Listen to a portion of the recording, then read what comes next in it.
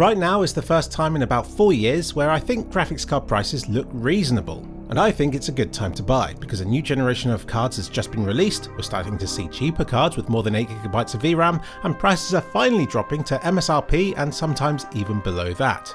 And with no new products on the horizon to shake things up, I just get this gut feeling that if you need to upgrade, now is a good time to buy.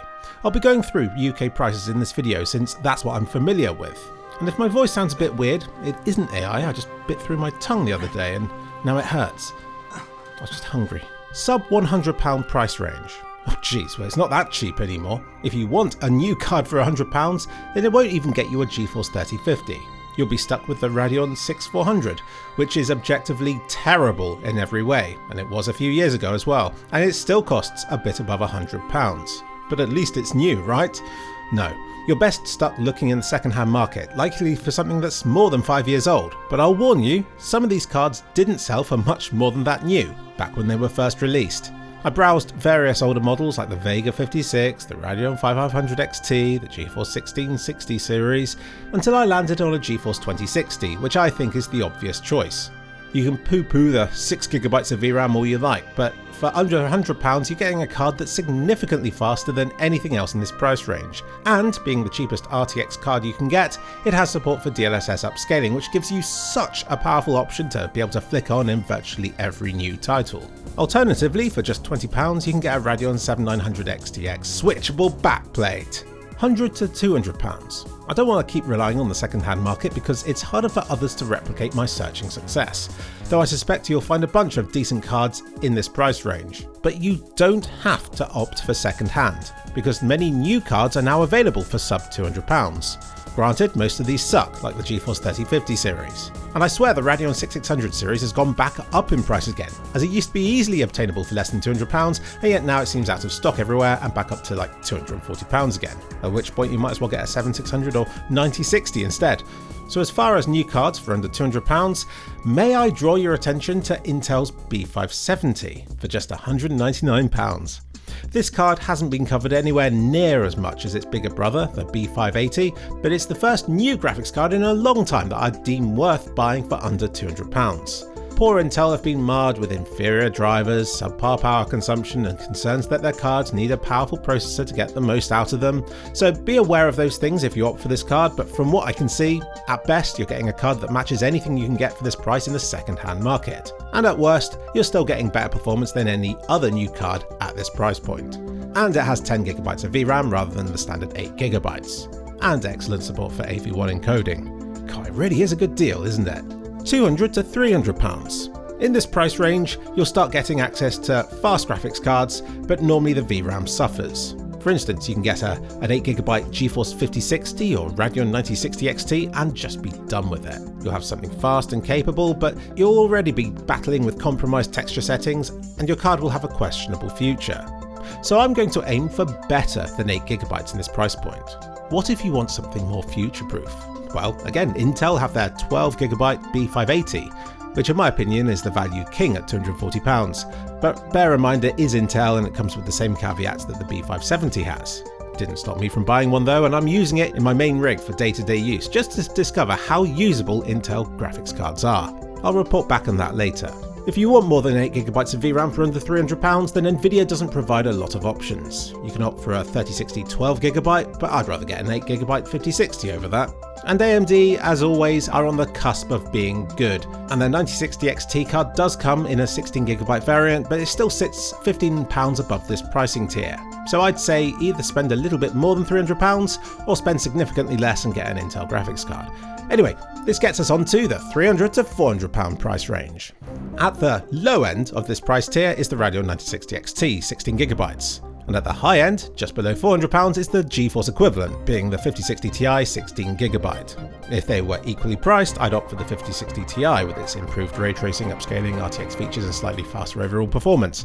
But here I think AMD have the edge. Now AMD aiming to be Nvidia minus £50 is a bit of a meme, kind of true, but that £50 difference becomes more meaningful at lower pricing tiers, and at this particular one, it keeps the 9060 XT being a viable, cheaper alternative. £400 to £500. Isn't it funny how things work? The GeForce 5070, according to all reviews, is bad, criticised for being so heavily cut down compared to its bigger brother, and for only having 12GB rather than the 16GB that all other cards at its price point seem to have as standard. And this. Yet the market has done its thing, and in England at least, the 5070 is now considerably cheaper than the Radeon 9070 cards above it, to the point where it is now by far the fastest sub £500 card that you can get. The 12GB of VRAM is a bit stingy, but it's not 8, is it? But already, if you ramp up the resolution and ray tracing enough, then the 5060 Ti with 16GB can actually beat the 5070 with just 12GB of VRAM, which is horrible. So I'd treat the 5070 like you would the 8GB versions of the 60 tier cards. You won't get faster for the price, but be prepared to drop settings sooner than you would with a 16GB card. Which gets us on to £500 to £600. This domain is very much that of the Radeon 9070, being faster than the 5070 and having 16GB of VRAM. This was another card that at release was made to look bad by its bigger brother, yet the market has done its thing here as well, and it now sells considerably cheaper and seems to be more in stock. Astute viewers will have noticed that this card also gets beaten out by the much cheaper 5060 Ti when it comes to ray tracing at high resolutions, which I feel the need to point out since I just criticised the 5070 for the same thing, and the 9070 costs up to £100 more again. But the 9070 loses simply because AMD's ray tracing is slower than Nvidia's. But you won't find its performance dropping off a cliff like the 5070 does when it runs out of VRAM. Although, while the 9070's 5fps is infinitely better than the 5070's showing here, I'm still not sure I'd want to play the game in this way. So it kind of sucks to say you'll still be making compromises when you're talking about a card that costs more than £500, but provided you don't turn the ray tracing up too high, the 9070 will be a highly capable 1440p card and, dare I say, even a 4K one. Just don't look too much at its name, or you'll realise you're spending £550 on a 70 tier of card. A card whose predecessor, the Radeon 7700 XT, was released 2 years ago to negative feedback for having the cheap to cost as much as £430. Meanwhile, you could have got AMD's 80 tier of card for just £480. It makes me sad.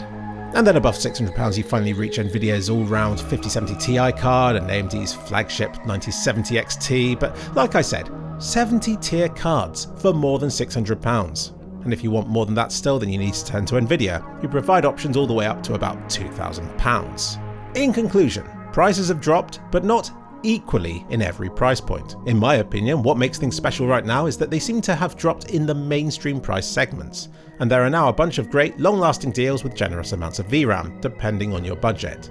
Although it makes for a fun video, it doesn't really make sense to split it into £100 pricing segments. So right now I'll just talk you through the banger deals that I think punch above their weight.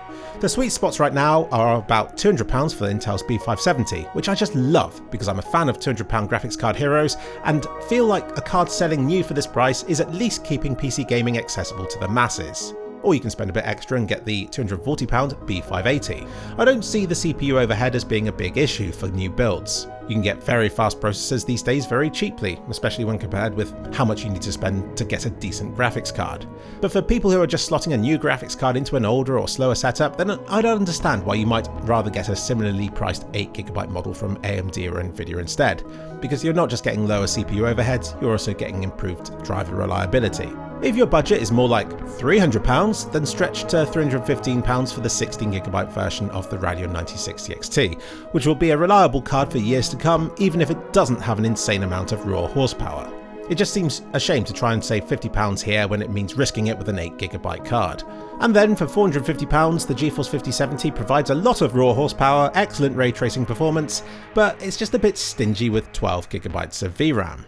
But its performance proposition is undeniable, and it nicely bridges the huge pricing gap between the cheaper 60 tier cards and the more expensive 70 tier options. And then for £550 and above, 16GB finally becomes the norm, and you can decide between the Radeon 9070, XT and 5070 Ti models depending on how much performance you need and how much emphasis you put on ray tracing and DLSS features. So yeah, I can't say the graphics card market right now is a steal, but it is so much better than how it's been for years that all those people I've been telling just to wait a bit longer can now finally go out and buy something and not feel like they're being significantly ripped off. Enjoy!